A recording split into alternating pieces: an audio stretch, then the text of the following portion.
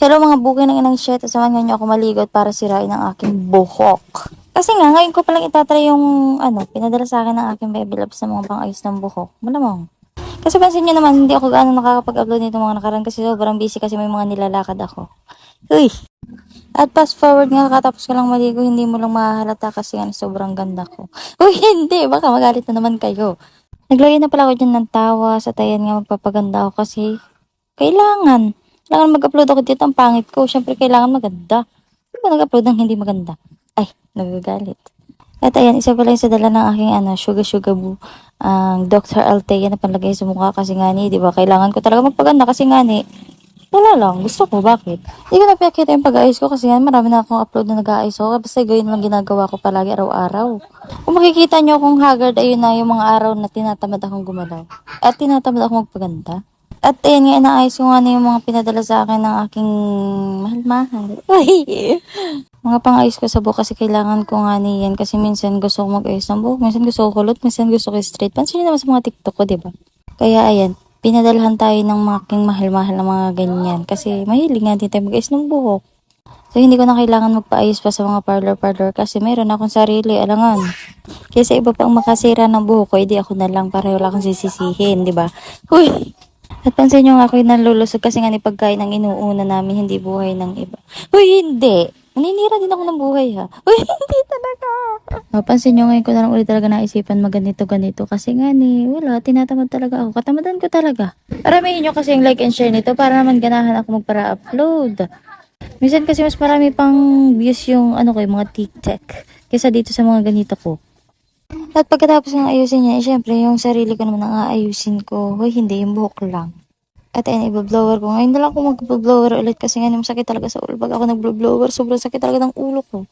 Ewan ko, papansin ko lang kasi pag ako nag-blower or na-electric pa na yung ulo, sobrang sakit talaga. Ewan ko kung bakit. Siguro, wala. Papansin lang, ganun. Hindi naman halata sa mukha ko. Sobrang naiinitan ako dun sa blower. Yung ang initan ng panahon tapos mag-blower ka ng buhok katanghalian. Kita nyo naman, parang ang sungit ng bunganga ng buhay. At ayun nga, sobrang suknit ng buhok ko, kaya susuklayin ko muna. Pangit naman yung papatuyuin ko, tapos sobrang suknit pa. Ano?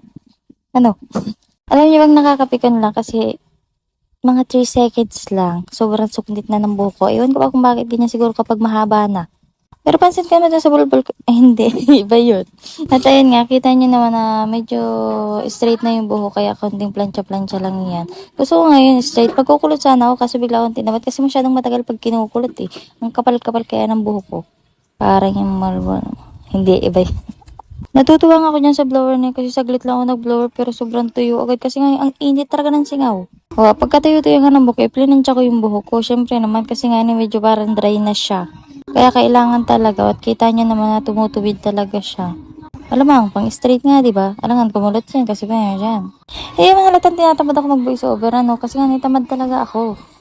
Hayaan nyo na kung ganito yung boses ko sa voice over ko kasi nakikinig lang naman kayo, nanonood lang naman kayo, ang ingay pa voice.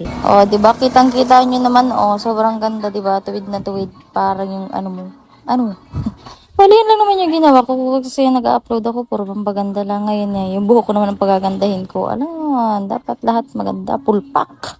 Dapat palagi tayong maganda sa mga upload natin. Hindi mo tayo pwedeng mag-upload dito ng pangit. Para naman, anong gusto nyo? Kayo maganda, ako pangit. Hindi yun. Hindi pwede yun. Dapat maganda din ako, di papakabog, no?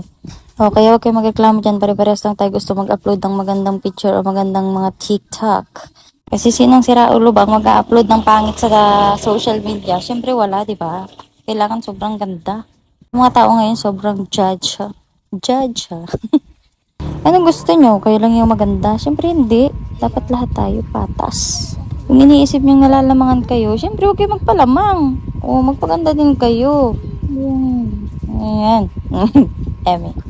At ayun na nga, tapos na, di ba? Ang ginagawa mo, basta, yun na, okay na yan. Bye!